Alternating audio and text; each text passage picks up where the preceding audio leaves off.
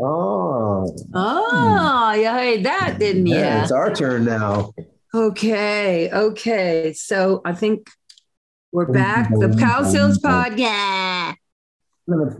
Should we make a new one of those? We say we're going to, and we never do.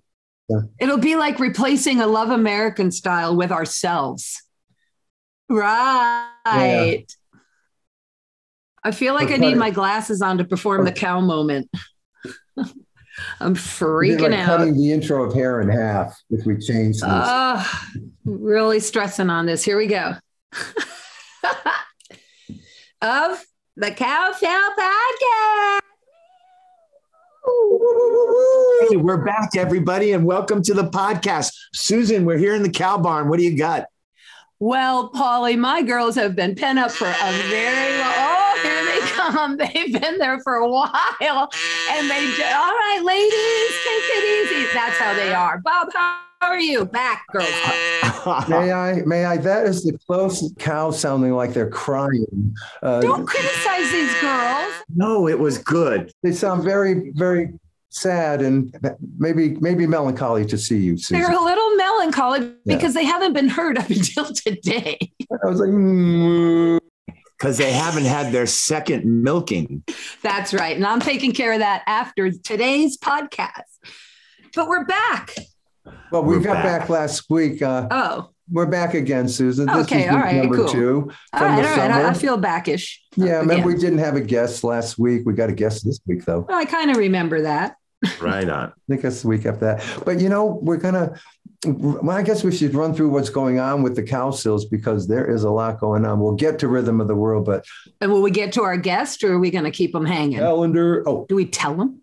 The guest, we can tell them. Can we tell them? Paul, tell them who we have today. We have Freedy Johnston on with us, an incredible singer-songwriter, actually. Susan has some history with him. We're going to hear about that for sure. Mm-hmm. But we want to get into Freedy. He's a unique kind of cat, and so we're going to learn all about him. Yeah, it's going to be fun. I'm going to learn about him, too. In fact, I have. But before we do that, Robert, we're very busy here on agendas. Where are we going to be? All right. Remember October 1st, Naperville, Illinois. This is an outside show, and you're only going to be able to hear it in your automobiles on the local streets surrounding the property we're performing at because you'll hear it going. Bob, you can't keep inviting everybody to these people's house concert. Well, they can. All right. Anybody that picks up on this, just say you ran out of gas. Okay. And we'll make it a theme for the night. You have no address. Okay. So we're all good. Google Earth. How big is Naperville? Okay. Anyway, so that's coming up. Now, then we have the Christmas show in Branson, Missouri, which folks we're learning more and more about. It's November 1st through December 9th, Monday through Saturday, every night performing, Sunday off. Susan, we have been trying to get our clothes together for this show. Clothes. The singing is the least of our issues. They want us to. Always is. Because, guys, listen. All right, here's Happy Together tour, right? Here's what I'm coming off of, guys. I have 2 vests, 3 shirts. Okay. I wear one vest one night, a shirt the other night. I put it up right after the 5 songs so I can work the next night or the next night. I cannot believe you're sharing this. That's all I do night after night. Now, these folks, we have production numbers and then you have your little segment on your own and you might want a little outfit for that. And if there's a closing number, you might want to change your outfit for that. And I'm going, whoa. And the first thing Paul and I came up with, well, the one thing we're not changing is our pants. So we're going to have the same pants for every outfit. And then you go online to try and look at what it might have been before. So you get an idea of how to dress because, there were predecessors. Old Branson shows. I loved some of the Lennon sisters outfits. So I kind of was grateful to see some of that footage. I'm heading that direction, but of course, something a little more me. But it's very scary because they keep asking. Mm-hmm. Right? And the videos that they've sent us are past shows. Okay. So we literally have the Lennon sisters and the Osmonds and all these fancy dancers. Yeah. And we're not sure if everybody's dressed to the nines, and in my opinion, it seemed kind of like I didn't see any color for it to be Christmas. Everybody was kind of in darker kind of things. And so I'm going to go bright. I'm going colors, and I hope Polly, bring it. Bring the color. I hope they are okay with it, because that's just who I am. They're going to be okay with that. Go, Bob. If you look on the other side of Susan, when you go to this show, you will see that I also have followed Paul's advice. Yeah. Yes. And wait a minute, am I in the middle at Branson? Or am Paul in the middle at Branson? Well, actually, Paul, yeah. Paul? What's going on? When we do our set, we can do it our way. But when we're doing other things, I think you need to be in the middle. Can we? Because here's what I'm looking for. Because you're not going to be guitars. You're not going to be No. And here's what I want, especially with the outfits I sent to you guys. So picture this. Like how I'm seeing it is I'm Rosemary Clooney and you are Bing and Bob. I'm digging. I mean, Dorothy Lamour, but I'm Rose. I liked her clothes. So if I'm in the middle and like a picture with my arms through yours, like those people. Yeah, I'm looking forward for that. Hey, so when we do our set, you guys, are you going to be doing your guitars? It'll be just looking just like our regular set. You guys will have your guitars and all that. Yeah, I'll be dressed in that dress and holding a guitar. What, Bob? Yeah, no, well, that's the frightening thing. Because I forgot we're a visual podcast. So can anyone? Yeah, you can't do things like, dude, I'm trying not to. Oh, we are those visual. are my dresses. Yeah, that's what Susan's gonna do. Anyway, I think in our set we're gonna be Christmased up version of what people know us as. We wear our best. We have our look and all that. Sure. Yeah. The production. Right on. Are we in suits? I don't know. Are we in other vests at the time? What? Susan. Yes. You're another vest. We're in a big vest hunt, peeps. You're going to be marvel at these vests. Vest for the production numbers and another vest for our set. Folks, is this interesting? I wish we could get a rapid pulse on this. Stop talking about your clothes. Oh, okay. Let's move along. Let's talk about we're working through this. What? All we're doing is talking about Branson, and we got into the clothes. We're actually.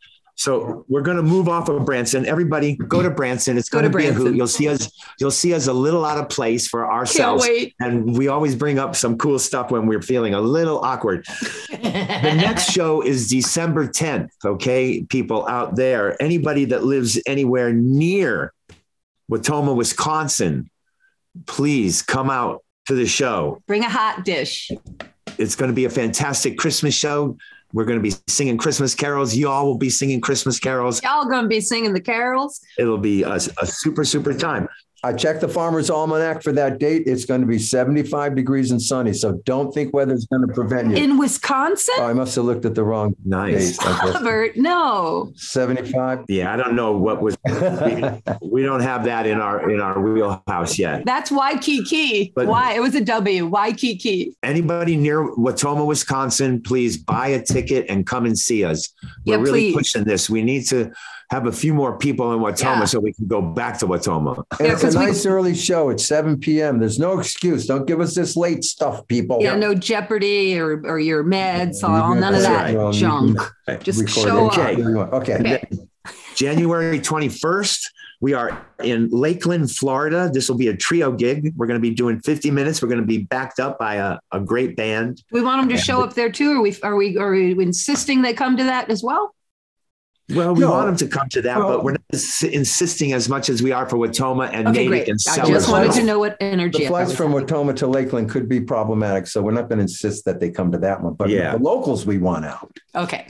Thank you. And back up to December. I'm sorry, Paul, but December 17th and 18th, we got Natick, Massachusetts and Sellersville, Pennsylvania. Who can forget Natick, where the whole city's coming, unbeknownst to these poor people.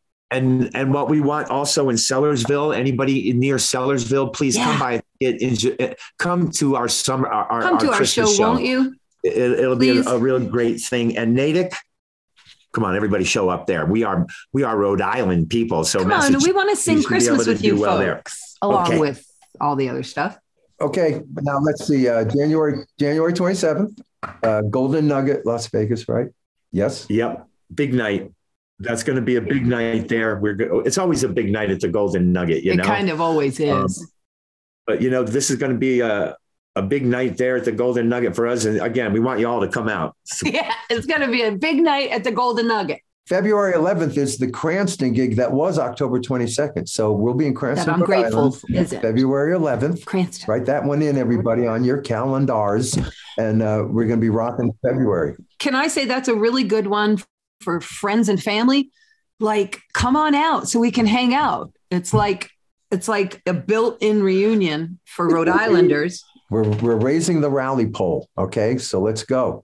Yeah, we are. We're going to be there. So Bob, if you know, in Cranston on February 11th, is this like open to the public? Are there tickets to be sold?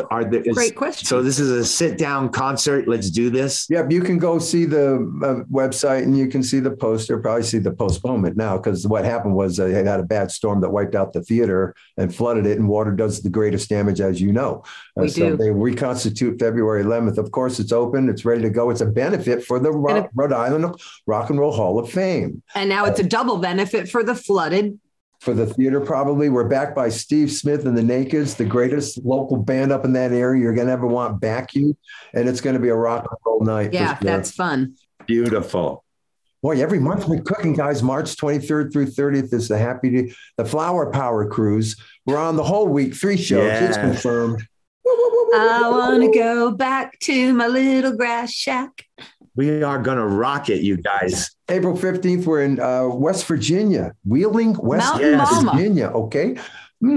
Almost heaven. And then probably right back on that Happy Together tour. Let's just say until we're not, we are. No. April 15th. Heavens. Is Wheeling, West Virginia. Yes, but on that very day is probably Record Store Day, where the Rhythm of the World vinyl album release will come out. That's a big deal. Look for that. That's a big deal. Big deal. Big day. Big day, big deal. And yes, then big deal. T-shirts. Then we're in May, preparing for the Happy Together tour. And Lord knows what's going to go on between now and then. Okay. Because is that all the gigs? I think. Can we gripe? Okay. I'm always ready.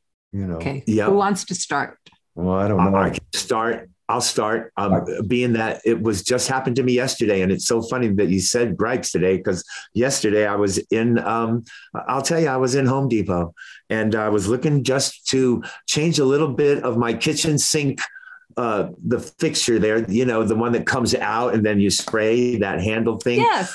It doesn't go, it only stays spray. So I just was thinking, hey, I'll just go to Home Depot where I got this mowing, and go and get the fixture and buy a whole one if I have to, but maybe they would have just that thing. Okay. Man, I got there and they no longer had what I had bought. And it wasn't like ancient history. So then they go, well, can you look at anything else that might work? And I looked up on this wall, and there had to be 100 of these kitchen sink fixtures, okay, for you to pick from. And they're all different prices. And my gripe basically is that we don't need all these different kinds of things. I mean, 3 would be plenty to try to decide. But when you're looking at 100, you walk out of the store having gotten nothing, because your brain goes, just get me the heck out of here. and that's what happened. My kitchen sink is still broke because I couldn't pick something from this wall. And so that's my gripe. My gripe is just too many. There's too many types of peanut butter. There's too many types of jams and jellies. There's too many types of popcorn. I mean, come on. We're just being inundated with everybody making the same thing. So that's my gripe. Bob, you want to go, or can I? You want to? That was good. I'll go if you want me to go. I don't need you to. I got one. I have a gripe. You guys can't decide. I got one I don't want to discuss. That's using all caps when you text. But that aside, screaming here. And I fly a lot, and I'm going to say this: people, just because you have 2 arms does not mean you get 2 armrests. And I really get upset internally. I never act out. But I'll be in the middle seat quite often. And I don't like being next to a person that's decided that their 2 arms need 2 arms rests. So I don't get mine, because you either have to share it or you wait to see, okay, I don't think they engage in the armrest, and then you can move in, but you got to be ready to give these personalities that come in and take their seat. And you can tell, you can feel it. You're not going to get the armrest. I think it's wrong. And I'm griping.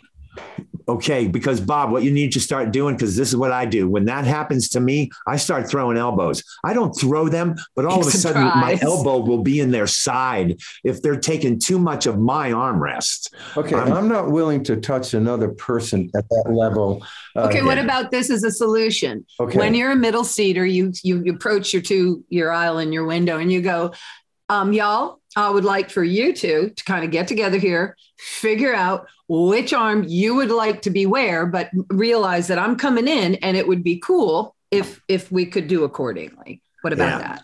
Either the front or the back of the hand. Or you're not engaging with them either. Like you're not going to engage physically. I did one thing. I was in the middle seat, so I had it to my right here. Because if you're on the window, you can make it work. But otherwise you can't if it happens. So the guy, it was a guy, sorry. But he got up and went to the bathroom. And when he was gone, I raised the armrest. I did. To make like but I'm acting like I didn't really do it, or somehow it went up. Because I wanted to see if he had maybe the person I sat down and said, oh my God, he raised the armrest. I'm not going to raise it down. But he spends the rest of the flight avoiding touching me. I would have liked that. But he came back and just put it back down. He put it back down. Yeah. I relate to all of this. I'm a window person, so I can lean to it, and it's my own life over there. Because people don't exist. The other ones, not all the time, but they're out there. Sure. No, but I understand. I understand about that. And I loved how Paul said he elbowed people. I would like to go back to Paul's gripe. I will get to mine, but here is the bottom line, and we can't gripe about it because I don't think, the blown up, societies of before have anything to say about it. But the problem is, to your point, my brother, is that we're just too damn big for our pants. There's too much. Yeah. There's too much moss. Yeah. There's no need for all the moss. You want to argue that there's this much so there's because of this much people. No, this much people could still choose from 3 of these. Yeah. I don't care how many people you got there, as long as you have supply. The 3 different ones will suffice for as many of people you got. So I don't even know how that happened, Paul, but I can tell you that it has made me quite nauseous through my life. And I mean that almost sincerely. Susan, you're describing the past. So if they could get it down to 3, well, we could. All right, let's go to television. God, if we just get it down to 3 stations, 3 of everything, like we started. That's how it started. This is what I'm saying. And in 63 young years, this has exploded to Paul couldn't pick one because there were too many. Hey, let's not even get into talking about, hey, let's watch a movie, honey. Okay, let's see what's on. Forget it. You're not going to watch the movie. On to my gripe. Right, RSVPing. Oh. In 2022. As you all know or don't know, we have a baby coming. We have lots of babies coming, but this is the one I'm talking about. And with babies coming or in weddings and anything that has an RSVP attached to it in the 2020s is up for a mess. Because if you're having an event, you cannot simply go get the invitations, write them out, send them out with the return card and the return envelope that then they send the answer to and put it to Paul, you're on a visual. And so they send it back to you, and that's how it's gone. And it's always gone that way. And it's been very successful. But now we have a few more things involved. Well, we're not going to do that. We're not sending snail mail. So we'll put an event online. Okay, that's not confusing. Well, who will you include on the event? Well, we'll include my friends, special friends. Well, I'll do a private. We'll have private events for special friends and a big event for every friend. And then I'll send out manuals. Well, how in the world are we tracking all these people? Nobody's responding on the computer, in the mail. Because why? Because, we sent away to get our invitations. We didn't go buy them up at the pharmacy like we do. Well, we sent away for them. And now we're checking in on them. And look, they're still being processed in the showers in 3 days.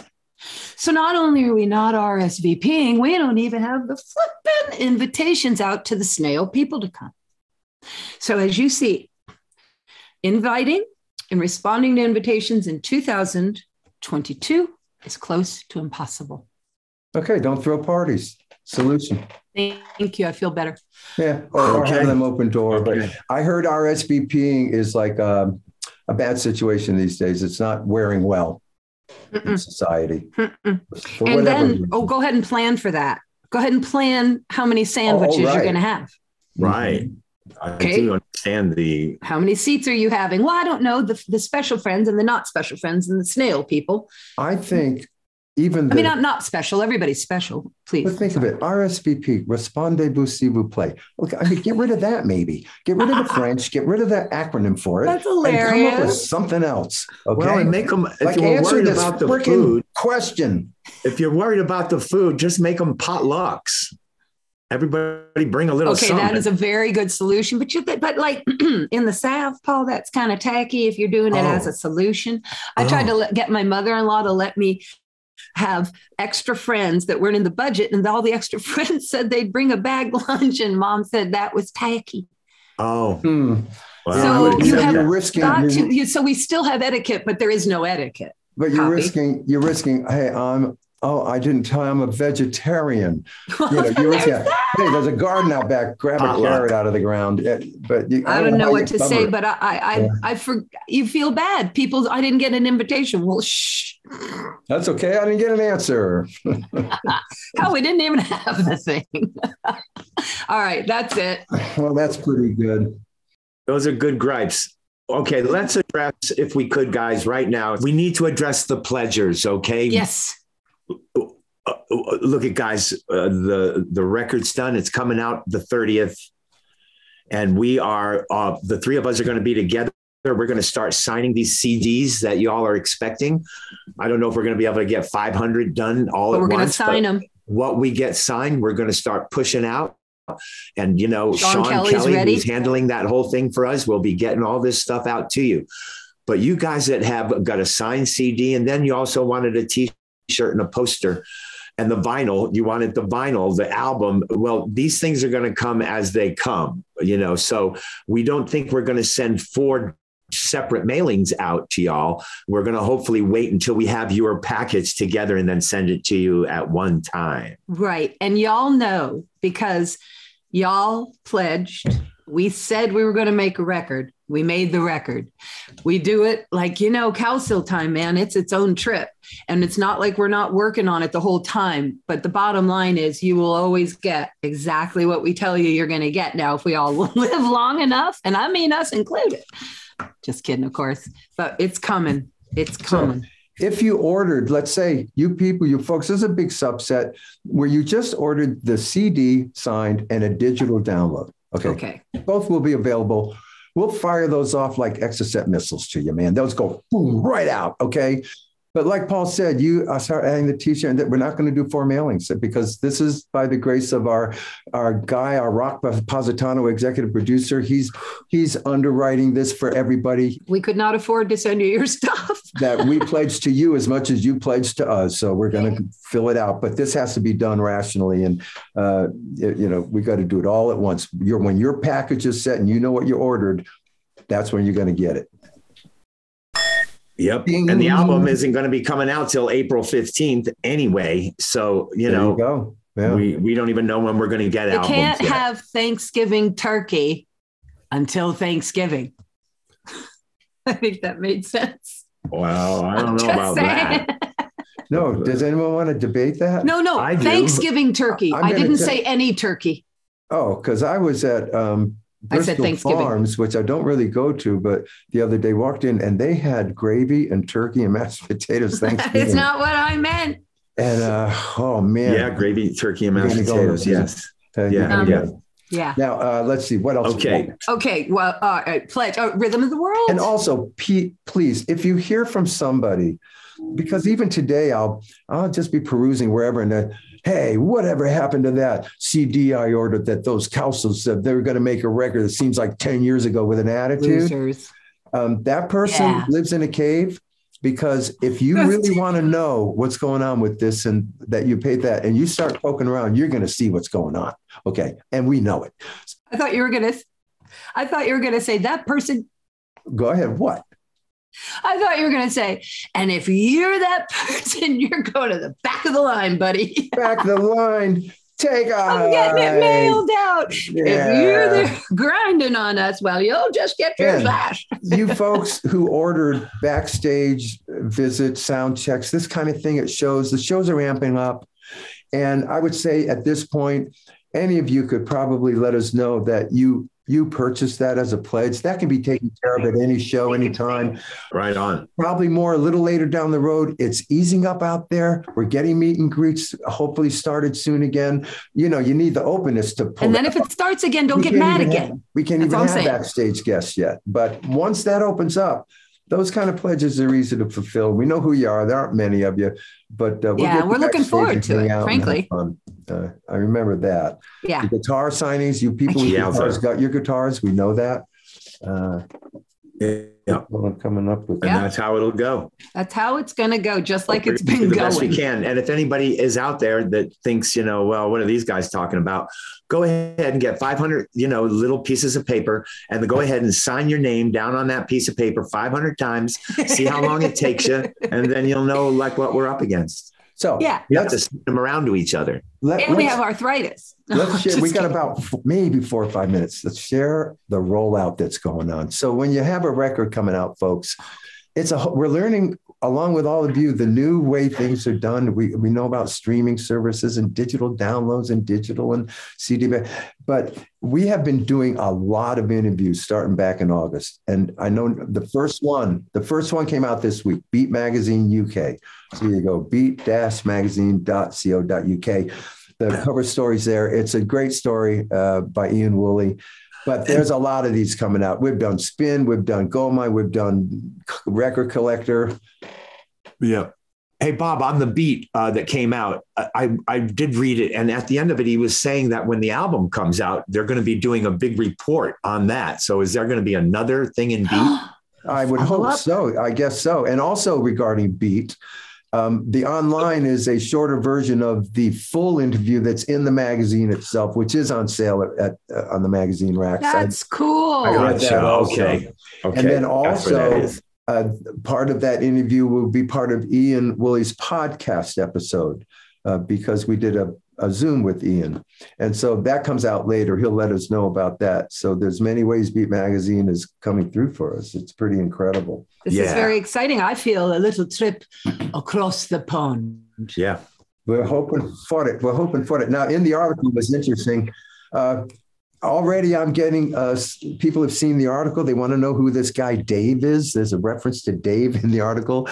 If you read it, it all of a sudden says, and Dave adds, and a quote from Dave about me and Barry. And so we don't know who Dave is, but he's in the article. He put whoever it is, he put himself in. I have a grandson, Logan, who swears he has an old grandfather from Central America, Grandpa Dave. So I don't know if it's him, but That's everyone hilarious. wants to know who's David, and we don't know.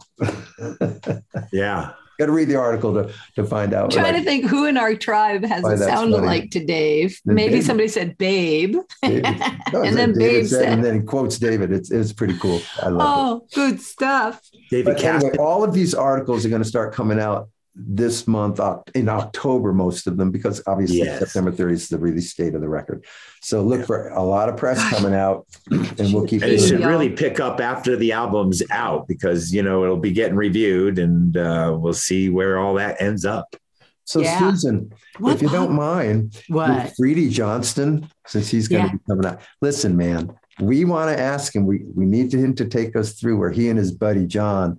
Jon are walking through the South by Southwest, and they stop in the tracks of hearing Susan Cowsill singing, and then what happens after that. We're going to ask him about that. Ask him, because that's a big moment. It's a moment. Go ahead and ask him. It'll be fun. And by the way, I'll do this. Freedy has a new album. Okay. Right. And it's out September 9th. And he's employed 3 girls on 3 different songs, Susan Cowsill being one of them, Amy Mann being the other, and Bengals, give me it. Susanna Hoffs being the third. And I didn't know that. I'm here to say the best song on that album is The Power of Love. We'll get into it and we'll talk about that and stuff. Bob, I didn't know what you just said. I can't wait to ask Fred about that. I won't call him that. Well, wait a minute. So So you're saying power, because I was looking for that. I couldn't find any. Yeah, that's on his new album. Yeah. I sing on it. And that's on the new album? Uh-huh. I did backgrounds for him like 2 years ago. The Power of Love, Freedy, you'll see that it was a song of the day on this radio station, so you can hear the whole thing. You should listen to it right now. It's me and Fred. Oh, it's awesome. Great. Because right now, up on Spotify and stuff, you get pieces of the songs, okay? If you're not a member of the service and you know about that stuff. Yeah. But, Susan, you're on the sure winner. Do. The Power of Love stands out over the rest of the songs. Thank you, Bob. I didn't even realize that. Yeah, I did some listening. You break out. That he had those other ladies. We're going to have to talk a little bit about that. It is on the one song I can't remember, and Suzanne. Because I was certainly available to do any and all of it, so I'm not really sure. Okay, so you're hearing Susan's jealousy streak. I think I am not jealous. I'm just curious. No, I was certainly available. It has a little ring of why didn't they call me to it? I don't know, Susan. I'm just bringing it up for discussion. It'll be funny because he'll be all trying to apologize, and I'll be kidding, and I'll have to let him know that. Power of Love, Freedy. It's very cool. Very cool.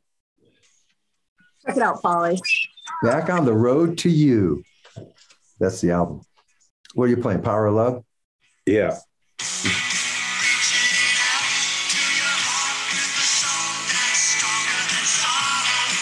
That's Freedy.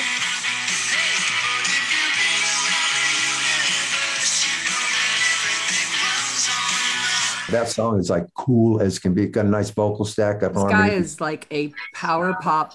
I just don't even know what to say about it. But then on the other stuff, it is Elvis Costello. No, this guy. Wave. Yeah. He's But he's his own guy. He's got his sound, man. Wow. It's Freedy. Got his own thing. Absolutely. Yeah. Once you know what Freedy Johnston sounds like, whenever you hear him, you go, oh my God, that's that Freedy guy. You always know it. That you can't say that about everybody. Gosh, I never. I hear that Power of Love. Boy, it's so influenced by. It almost sounds like your Rain song. Yeah, it's very 60s for the Rain song, The Drifters. When it rains and it rains when it rains. So that's interesting. Here's the thing about us, y'all. While Paul and Bob do some desk work, we are unmanageable. And quite honestly, this thing has gotten a little out of hand because I know that me, Bob, and Paul didn't expect any of this to get so large, if you will, kind of so big, like big for us anyway. And now we're like balancing all these balls in the air, and we don't have managers because we can't, because they don't understand us, and we like to do things ourselves. This person wants to know exactly what it felt like when you actually had the number one record on the charts. Wow. What was life like when at the time you're number one on the chart and it's being played all over the country? What was that life like? What was unique about that part?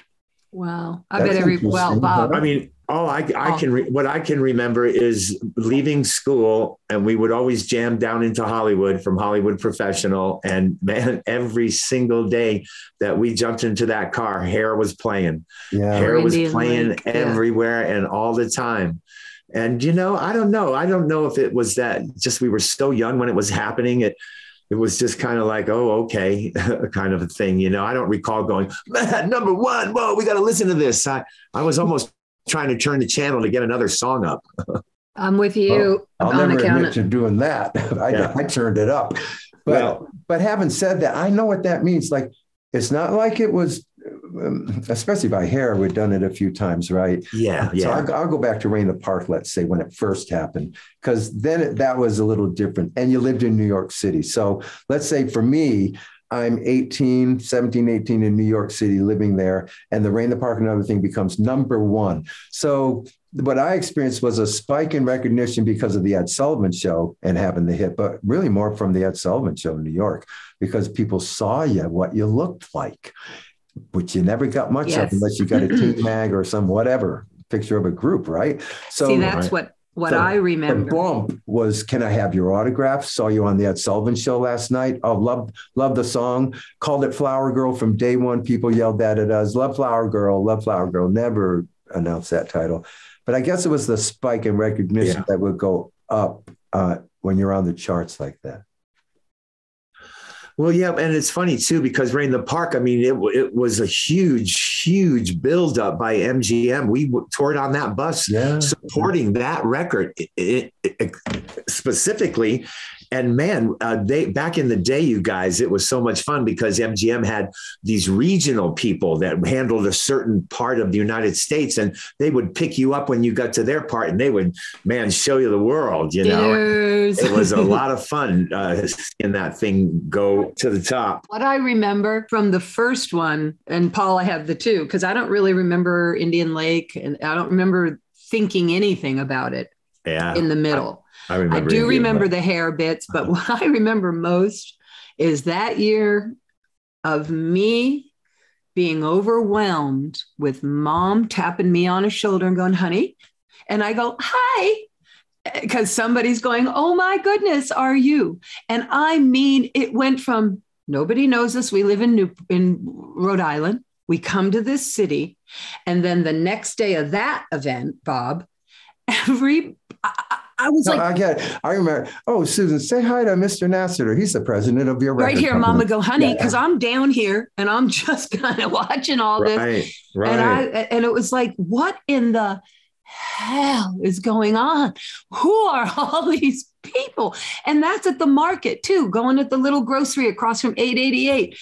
You know, and Mom's like, honey, say hello. I'm like, hello. Why am I saying hello every minute? And the trip across the country, you guys will remember, we started in Rhode Island, like kind of an unknown, let's say. Rain the Park's out. It's going to go up. We know that, and we know it's going to happen, but it hadn't happened yet. But so we spend all that time on that cross-country tour on that bus. By the time, so we're going from nobody in Rhode Island to me and Paul on the 16th floor of the Century Plaza Hotel. By the time we hit California, we're just coming back from our Ram game, throwing chicken bones off the ground. Didn't take you too long. Yep. And so, you know what I'm saying? So like, yeah, there was a change. That was a change.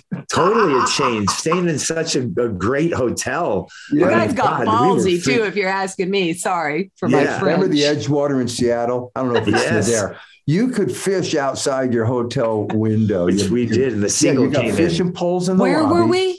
This was in Seattle, a place called the Edgewater Inn, I think. Anyway, I remember. Right, I don't remember that, but I remember in the lobby, there's fishing poles. Oh, they must fish around here. No, fish from your room. Now, me and Paul, we're like at the age of going, no effing way we can do what from our room? Yeah, it's like we probably had enough fish to feed the whole hotel. Who knows? But, Unreal. Well, but also, if you recall, Bob, we had that bait was just sitting on that windowsill and those seagulls flew right into our room. It was cool. It was crazy. You guys, I haven't thought of that visual since I was a little kid. That's not a retained moment. And when you said you walk in and there's these fishing poles and there's the water at the hotel. Yeah, it was a trip. And by the way, you mentioned Indian Lake, Susan. Yeah. The reason you can't nail down Indian Lake is because Indian Lake's in the middle. We're on the road. Certainly the entire summer and before and after. We're jumping into a studio to record Hair, and we only have 2 days to do it because we're going to do a TV special in San Francisco at the end of the tour. We're living that life, That sounds right. Yep, I got it. Thanks. The free boats we're getting when we do appear at an Indian Lake or stayed in Indian Lake on that tour. Right. And speedboat life. Getting the comps of free speedboats and some free stuff that we didn't ask for, but we were given, because of the nature of it. Yeah, it was cool. Hey, Freedy. Speaking of Freedy Johnston, honest to God, this is so great. We're just talking about you in a very positive way, so don't listen to any rumors. Let him get his thing. Can you hear yourself in us? Can you hear us? I can. Oh, he sounds great. I can hear you. I can see you. You guys are in space. We are. Because our record's Rhythm of the World. So we need world behind us. So but behind us is our bedroom, like you. Well, this is my room in my motel in Paducah, Kentucky. Paducah. So it's mine for the night.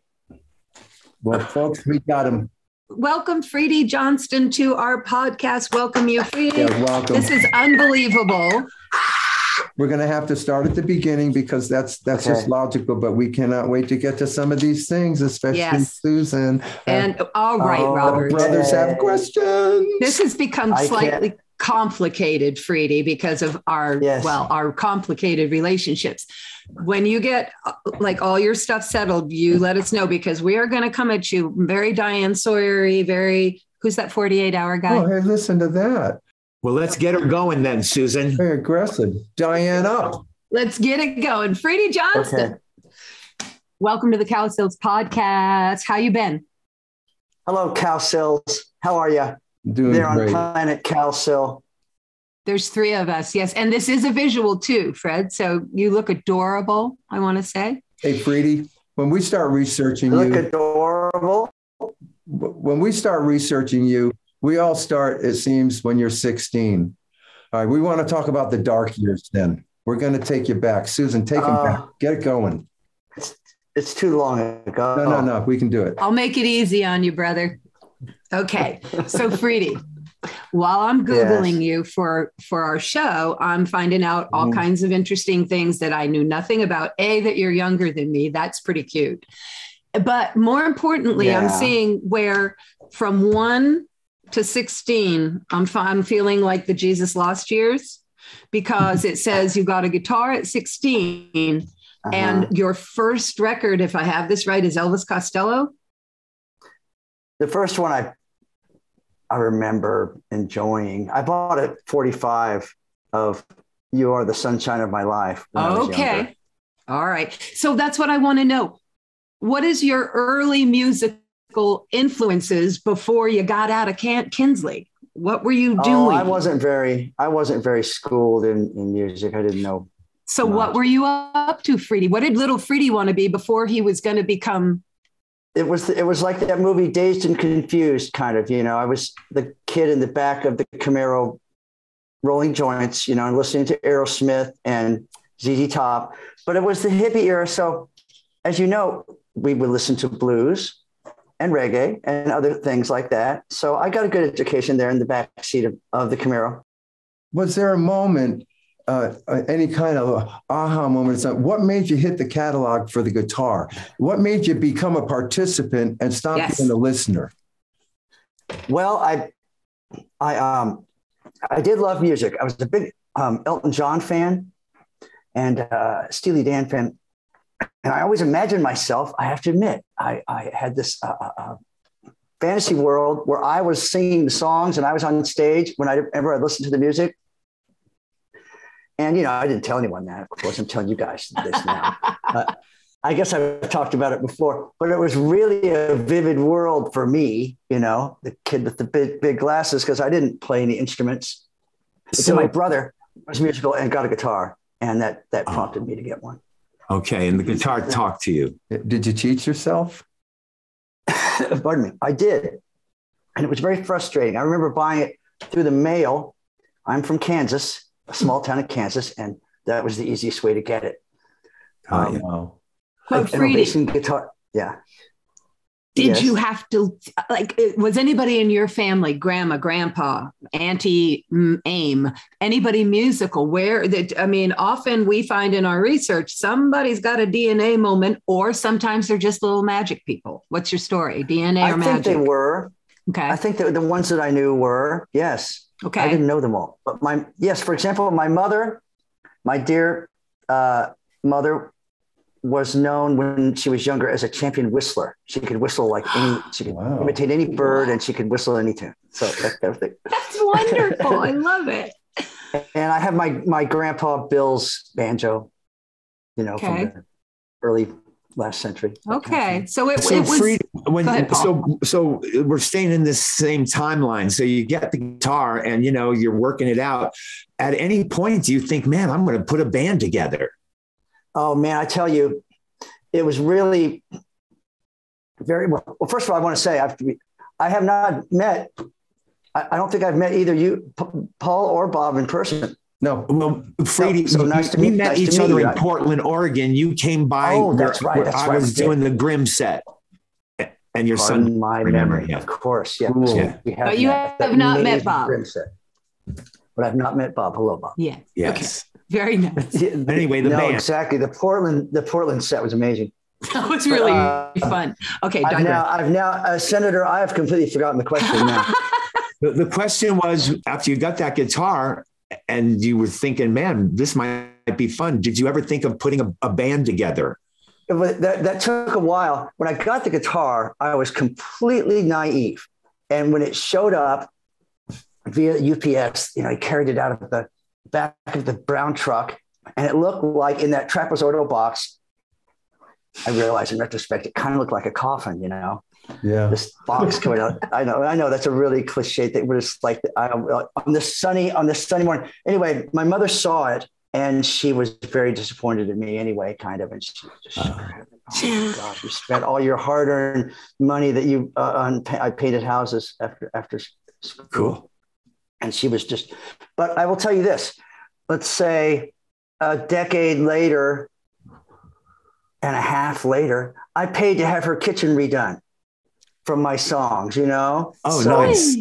It's sort of like it paid off. But getting the guitar was seen as a great sign of my mental feebleness by the rest of my stepdad. And what songs are you learning? I'm sure that it was the end for me. What are your early songs? Well, when I first got the guitar, learning, it was really hard. I couldn't learn those Elvis Costello songs, and I realized every song is way too hard.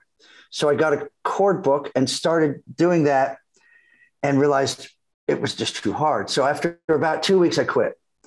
And then I got about a month or so into quitting, and something happened one day. I just said, I can do this. And I picked it up and started doing it. And I never looked back. Wow. I just started writing little dumb songs. My first song, I writing just jokey songs, What was it, Freedy? What's the first song? The first song is Sparky the Heroic Dog. It's a song I wrote before I had my dog Sparky. I had a dog Sparky. I knew Sparky. Since departed. You knew Sparky. He was the best boy. Yes. But I wrote the song before the dog and played it for the senior class talent show. That was my debut. Oh, okay. That was my stage debut. And I have to say, you guys experienced it, of course, early on, this is old hat for you. But when I got on stage and I saw the lights and the people out there, it was a drug. It's like, oh my God, they're looking at me and I'm playing guitar. Look at your audience here, old people. The audience is an audience. It doesn't matter where it is. Yeah. Now it was scared the shit out of me at first. At some point, 15. You decided you got the guitar. When are you singing? Are you trying to sing some cover tunes? Are you trying to sing something on the radio? And then you're going to think you're a songwriter. You got to go for the whole. You got to have a dream. Why are you holding back? You got to copy somebody, And I was trying to copy Neil Young because those songs seemed pretty understandable chordally, Yep. And then when I moved to Lawrence, Kansas, when I was for college, I went to college for one semester, and I went. I did pretty good for one semester. It's okay. I took classes and I did really well for one semester, but I stayed in Lawrence, and there was a band from Wichita called The Embarrassment. This was in the late 70s, early 80s. They were a power punk pop around the time of REM. Cool. And they were the best. I still maintain they broke up. They were the best band in the world. They were so good.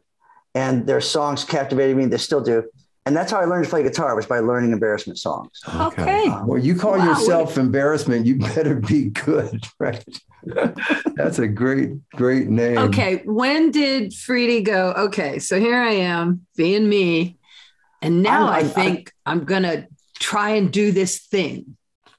Then what happens? Well, when I went to the college town scene, everybody was starting a band then. This was in like 80, 81. Everybody thought they could do it.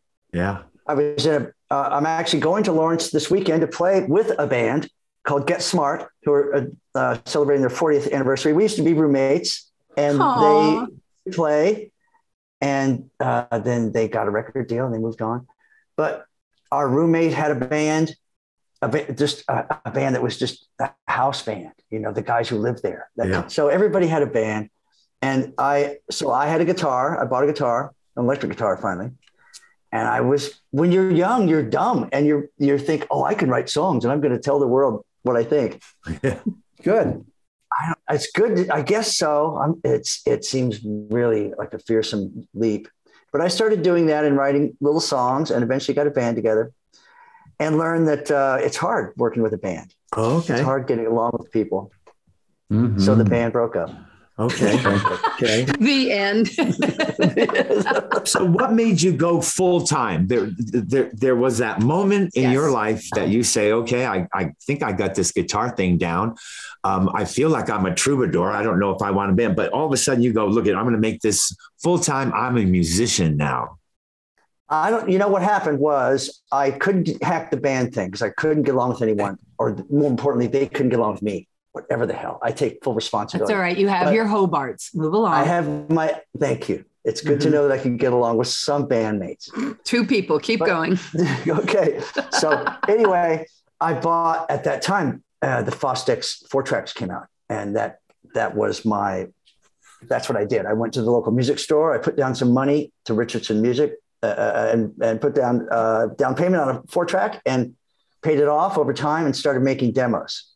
Oh, I wanted to do. I wanted to be a self-contained guy. So I did that for like a year, and finally people would come over and they'd be like, "Oh, wow, these are good. Wow, you got," so I at first got encouragement from that.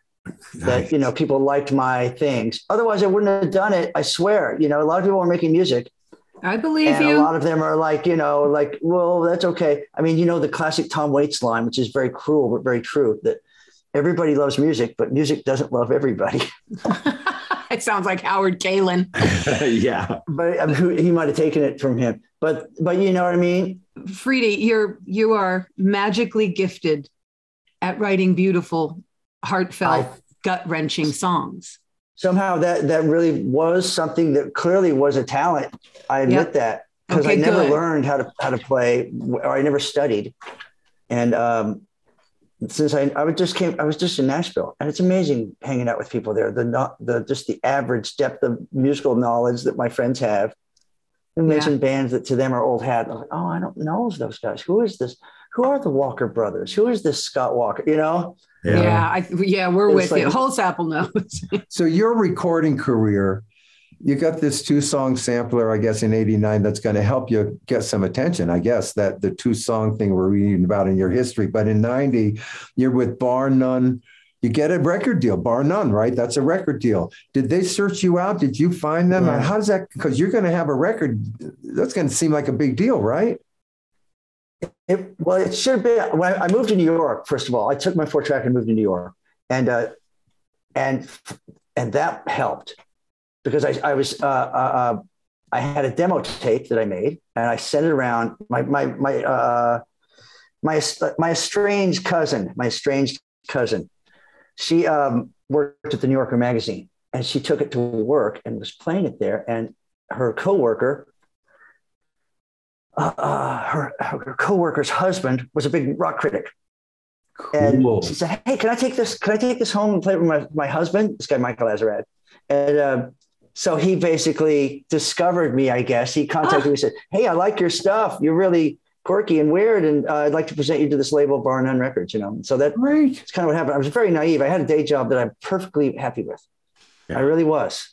I was perfectly happy. Were you behind a desk in a cube all by yourself? It's so fun, though. I've talked about that in a recent interview. It's nostalgic, but it was just the greatest. I was playing music live when I wanted to. I lived in Hoboken, a nice apartment. I had a girlfriend. I was in love, and I had a great job. What was it? I worked in an architect's office. I was just a typist, but the office was so small. Everybody loved each other. We just liked coming to work. Cool. And I liked in that watching office. Architect. In that office, you're the signed recording artist. And then I became the recording artist. Yes. Great. Okay. So then what happened? They were very proud of me. So how did it go on Bar None? I mean, you're going to move up. Bar None. Yeah, Bar None. I want to speak well of them. This long ago, we went through our tussles. He helped me a lot. Okay. I didn't know what I was doing. I just like, what do you mean? How do you make a record? And he put me together with Chris Butler from the Waitresses, my first producer. I made a record. I was really, really, really like, I've talked to you about this, Susan. It's like, I learned what I learned about music after I started recording records. Yeah. Not the other way around. That's okay, man. Kind of stumbled into it, or it bumped up against Stumbled you. into it. Weird, Freedy. Yeah. You can't be that good and stumble. I don't know about that, buddy. Well, I think that's what I'm saying is that if I hadn't got the encouragement, I would just still be another guy who would have found something that people would have encouraged me to do, you know? Right. So how did you end up on the charts though, man? I mean, that's a deal, you know? What goes to it Electra? really is. It really is. And I have to admit that I got a major label record deal. And at the time, I was naive enough to not even realize it in a way. Like I had to have friends say that to me. It's like, you do realize that you've got a major label record deal, really? I'm like, oh yeah. Oh, is that cool? Said, yes, that's a big fucking deal, you know? And all of your friends here in New York who have been doing music much longer than you are very jealous. You still have a day job and you got a major label record deal. So that was like, oh, I didn't realize it. So you better be nice, you know? Yeah. Or they realized, look, it can happen. Yeah. They realized it could it was like what it was. They took, it was the 90s. They're like, you got that deal that was going to go to such and such. You know what I mean? You've heard that kind of talk. Oh, yeah. Yes. Electra only has so much room. To go to such and such was like a little bit, these are really nice. But sounds like spilt milk to me, bro. I know. But I tell you what, I was very, very, what happened to rewind was with Bar None. And I want to be clear about that. As Obama, I'm fond of remembering him say, I want to be perfectly clear here. That, I thought Nixon said that, but keep they going. Don't say it. Or he said that too. Everybody said it, like Bob said. But the thing that really changed things for me, I want to say this, and not to send messages through your podcast, but I have an old manager who's really a problem human to me. He's a real problem, but he really helped me out a lot when I made my second record called Can You Fly for Bar None. He put together all these players. And he's a good guy at heart, you know. I admit we are like brothers who have a problem with each other. But he put together this cast of players and a great producer. And that record is what made people pay attention to me, is Can You Fly? And with that record, did you go out in support with that? I kind of went out. I went out as a duo and with a band. Okay. I learned how to do that. Okay. I might have stayed at this very motel here in Paducah for all I know. Did you open up for anybody big? Was there any kind of push from the label or were you kind of on your own? With, I got lucky, because Frank Riley took me on. Copy that. So who'd you open for? Then it was like, okay, wow. You know, and again, I had to have somebody take me inside and say, do you know that, Frank Riley took you? So it's a big deal. So be great. Anyway, so that got me opening slots for like the Lemonheads and Soul Asylum, and some good press. I mean, you were really, you were getting talked about. That record got good press. I admit that. Well, I got to say that record, I mean, it's just the way it was. It was in the cycle of songs that I'll ever write. It was a good time. It was a good moment, and a lot of them came out that maybe I couldn't write that many. Like, I don't know what it was. I was a very fertile moment. So I'm really proud of the fact that the songs even came out. And what year was that, Freedy? What was in 92? He's talking 92. So I'm just getting ready to meet you at Raji's. Because the major label Electra, 92, you're not on Electra yet, right? You're still Bar None, 92. No, I'm still on Bar None. Yeah. And it's funny how the producer, Newt Bone, well, the two producers, the great Graham Mavey from Joe Jackson's band, and Newt Bone, a Norwegian producer, they were listening to the Nirvana record. That's all they were listening to when we were making Can You Fly. Like, well, this is the greatest shit ever made. Listen to this. So, and which is fine to say that because I feel that way. It's like, so then the next record I worked with Butch Vig.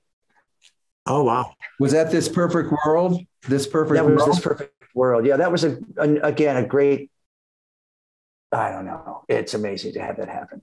So work with such a Perfect big, World. Yeah, you're going to become Songwriter of the Year because of that one. So, that's a big deal. Which I didn't know. I did. They put me at Songwriter of the freaking Year. Says right here in the notes. That was something when it happened. I mean, but when it happened, I got to say that freaked me out a little bit, because I just quit my job.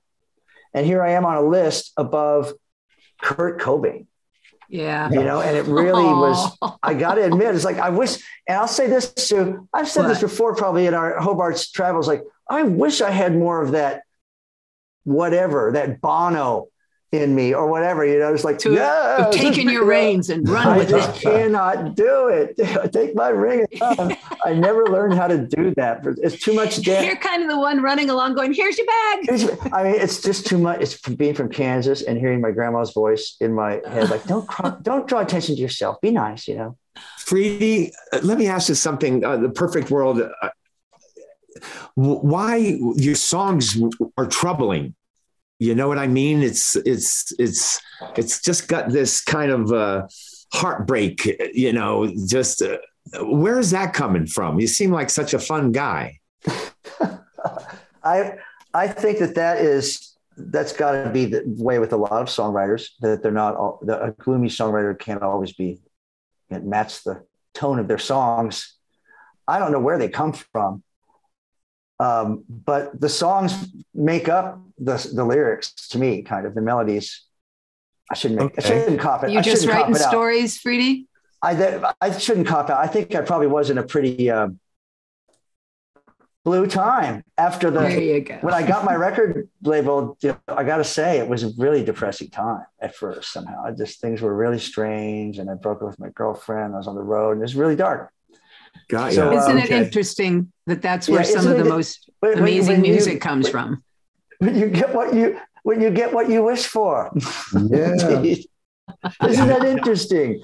You have worked with a lot of really good producers.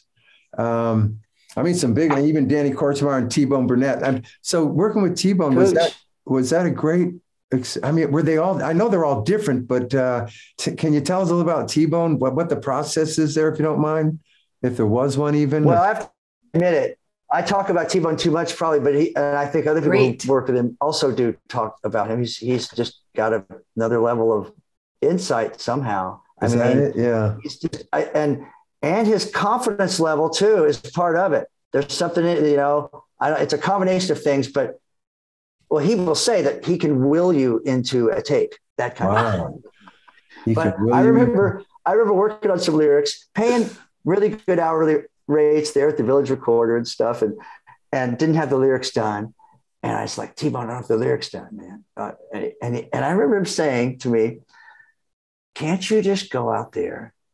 I'm going to paraphrase. Can't you just go out there and in a spirit of humility and generosity, just sing what's in your heart? Unwritten? I was like, it was like heavy duty production that you would give like Bob Dylan or something. And I was kind of I don't know, sir. And I said, no, I just need to go outside. Do not know, sir. It was amazing to see that though. Cause like to challenge someone like that is like some artists could be like, heck yeah, I can go out there and sing what's in my heart, you know? Yeah. But so he's I love that guy. We worked, you said a phrase, you know, you can will you into a take. I had Chuck Plockman, who's a producer, standing over me at one time, demanding something from my guitar I couldn't understand until I finally gave it to him. But he was like standing, looking down on me, like I thought he was going to hit me with a wand or something. But I know that feeling. That's terrific to be under that spell of somebody like that. You know, and then they do get out of you what they were demanding. They do get it out of you. It's like when somebody's, you know, don't think about an elephant, and then all you can think about is an elephant. You know, that mind trick. Okay, I have a random for you, Fred. Okay, and I ask every single one of our guests this question. Most of them have a legit answer, but I ask it anyway because it will spawn a thought. How was it being on Ed Sullivan for you? Well, you weren't on Ed, right? If I'm going to answer truthfully, I'm going to say that I wasn't on Ed Sullivan. Okay, but how was that experience for you? Did you see it? Did you see the Beatles? Did you have the moment? Oh, no, as far as the Ed Sullivan show, no, I did not see the Ed Sullivan show. What year was that? That would have been 60. Dude, this is what I want to focus on this briefly. Can I ask you something, Freedy? Yes. I live in a household with a dad who was in the Navy, but then he's not. And now he paints houses. Okay. Granted, my brothers have guitars and there is this element of music around. However, we had a television. Did you have a TV in Kinsley? We did. We had a TV. Okay. Now, most kids you're in my age and my brother's age were watching TV. Mm-hmm. And that's where we saw all this, the music and the crazy and the monk. And what were the you monkeys? Not an Ed Sullivan every Sunday, like with Disney? I saw Ed Sullivan. I saw Lawrence Welk a lot. All right. Okay. Which I realize in retrospect is really, it's great musicianship. Oh, God. And we love Lawrence Welk. And you can find many Cowsill covers. So please deep dive that when we're done. But so you didn't necessarily live, like, I just assume every kid came up the way we all came up. And most people we talk to, you know, have a similar, like, American, like, here we are, we got the TV, now all the shows are there, we're watching all the shows, we want to be in the Mickey Mouse Club, we want to be the Monkees, we want to be in Bonanza, we want to sing, we want to dance, we want to ride horses, we want to shoot. So was that not a part of your coming up? Oh yeah, TV world was a part of my coming up. I had a Batman costume. And I used to love, I love the Monkees. Okay. But I didn't think about, I want to be, in a band. I just thought the show was You are so amazingly complexly you. I love you so much. After reading about you, I wanted to ask you all this stuff. And like your answers are spot on, mate. You didn't know I was into Batman. I didn't know you were into Batman. I don't know how we missed that.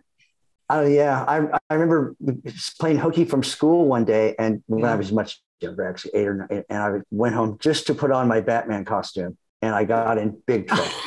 Bet you because did. the neighbor saw me in the backyard in my Batman costume and told my mother, it's like, were you home from school today? And I couldn't lie. Yes, I was. Well, I'm glad you didn't lie to her. You like the Batman? You ever play guitar in the Batman? I bet when you saw Kiss. No, I never have. That would be something. Yeah. Yeah, I want to ask you, Freedy. Okay, so you and John D. Graham are at South by Southwest. And you're walking along and you hear Susan Cowsill singing. And this is going to lead to a project. Mm-hmm. So you two going, so what, did you stop and go, hey, who's that? Take us through that, please. Yes, please do. Please do. Well, John D. and I decided he was playing with my band. I was doing a weekly gig in Austin and he was sitting in on guitar. And so we got along famously. And said, let's start a side project based on our jobs. Are your jobs as dishwashers, like the Hobart dishwasher. Keep going. And kitchen people. And I don't know if it was the first night or one of the first nights that we were a band, we saw you, Susan. I don't know if you, I don't know how that was. I was singing on the same stage. We were same staging it. It was South by. Staging it. And it just, as far as I remember, we just all said, well, hey, you want to join the band? Wasn't that how it went? It really, guys, was literally, I had met Freedy one time at Raji's, my whole new group of people. My brother Paul used to drop me off there. And I met Freedy once, and he was Peter and Vicky's and Sid's friend, Freedy. And Sid, yeah. Then flash forward to South by Southwest. Yes. I don't know John D. Graham, but I'm hearing this creature. And I know that I know Freedy. And we saw you sing. We were really loving your singing. Yes. And it was just as you can only imagine a weird thing would be where, hello, hello, hello. That was lovely. You sound divine. Would you like to join our band? Would you like to join our band? How was it working with Susan in the studio? We know what it's like. We're wondering what it was like for you. And writing songs with her. I would like to say this, certainly. It was a great honor. And I mean that truthfully. It was a great revelation because you've done it a lot, Susan. So I remember on one particular song, I volunteered to do the tambourine solo. I did the tambourine overdub for this song. And I started doing some straightforward, like, chicka chicka thing. And I don't know how far I got, but you stopped and said, oh, hey, stop. Let me do this. And you went out in the studio and did a whole part to the song. And John D. and I we were very, very humble. It was, oh, wow, she can actually play that thing. So that's one moment that was just golden. About the moment where we were out of songs and we're not writing anymore. You have to go write one right now. Happened. And it's one of the best songs. And be back here at 4. Sounds like a T-Bone moment. It was a T-bone moment, and they were smarmy about it, and they left. Like one of them had wine in his hand. See you later, bye. And I was literally in a room going, "You're kidding me!" But I did write that nice little tune. But you did a great job. But it really, that was just yes. You need everyone to know that Susan Cowsill is on a song called it's great. It's Power of Love. I mean, look, Freedy's got an album. It came out September 9th. Okay. It's called Back on the Road to You. And the best song, and I'm not saying this because Susan's on it. I've listened to the record, Freedy. And with all due respect to Amy Mann and Susanna Hoffs, I think the Power of Love with Susan Cowsill is the gem, the jewel of the collection. Well, thank you very much. Your opinion is shared by Butch Vig as well. So I think you're good. Yeah, I'm not even joking. That thing leaps really nice. It's got a pop thing to it. I mean, I get when it's you, but on the radio. Pop chorus and the vocals and the harmonies, really nice, really nice. Said the Cowsill. Hey, listen, I had no idea you had other guest singers. Was I busy on the other two songs, or was that? Wait. Oh, I'm sorry. Was I like on another line? Was I? No. Did that come like? Were there two other PFDs in the email of my song? No, I know Susanna. Oh, I just found this out today. And Amy Mann and it was. And who else? It wasn't. And what? I'm sorry. I can't hear you. Anyway, I'm sure they're lovely. And I'm, of course, just kidding. I feel like it's my job at this point to do this. But thank you, Robert, for your... I'm sure they're lovely. I'm sure they are. What are you... But I want to come down there and just do a record with you and Rusty. I think that would be okay. We'll do that one Saturday. But we have another Hobart record. Much to do. Much to do, little time to do it. I would like to talk about your record that is out, came out on the 9th. Yes. Is that correct? Am I talking right, guys? It did. It came out on the 9th, yeah. Okay. So, what does a guy do? I know what we're doing, and we're very blessed to have what we're having. What are you doing? Are you just kind of celebrating with like a tuna sandwich and chips, or? Oh no! When it came out, I'm on the road. I started. I left Joshua Tree. Back in August. So I did my 3rd or 4th gig in Atlanta last night. Okay. Great. And just you and you? Just me and my guitars. It went really great at Eddie's Attic. And love Eddie's Attic. I love Eddie's. And then I'm like I said, I'm going to Kansas. I'm just starting this kind of zigzag tour, but I'm going to be out the rest of the year. I don't think I'll see that is good news to our listeners, because you can find Freedy Johnston then, and that's the good news. And this record, you need to go find him. Yeah, and he's got his website, freedyjohnston.com, I think is what it is. Your main one, right? That's your main. Yes. All right. So we want everyone to go there and listen to Power of Love. I mean, listen to the other ones too, but listen to No, not necessary. Say that on somebody else's podcast. Listen to Power of Love with Susan Cowsill and Freedy Johnston of the Hobart and Cowsills. And two other female vocalists. And two other female vocalists who are doing a lovely job. I'm sure are fine. I said lovely. You said fine. Great. Thanks for being with us, Freedy. Paul, you got anything for Freed before he goes? No. Hey, Paul, I'm coming to your town in November. Wow. Where? I'm not sure. You mean into Portland or?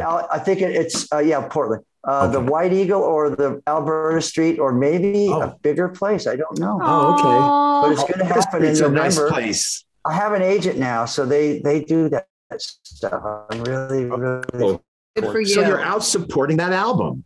Good.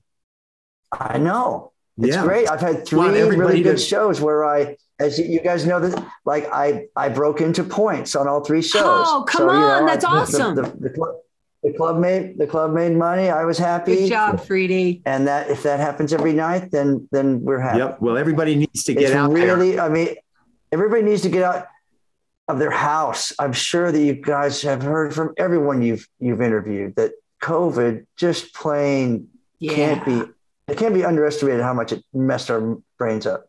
Yeah. At least everybody I know, it's completely changed the way they do things. Yeah. We got to get back out there though, and you're doing it. I'm proud of you. Mm-hmm. Yeah, that love you.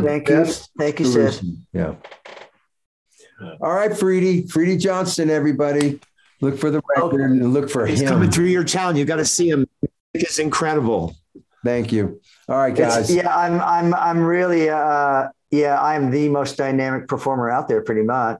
That's good. If you guys want dynamicness, that's what you want. I've got. How about if you would like some authenticity and the real deal, go see my brother Freedy Johnston. You better believe and buy his music. Thank you, Susan. Yeah. Yes, I will. I will give you my heart and soul. Yeah, he will. You better give it back to him, though. All right, I love you, boys. Give it back, 'cause I got to go. I got to go down the road. Thank you so much, Freedy Johnston. It was a great visit. Thank you, Love Bob. you. Thank you, Paul. Betcha, Freedy. Bye-bye. See you guys.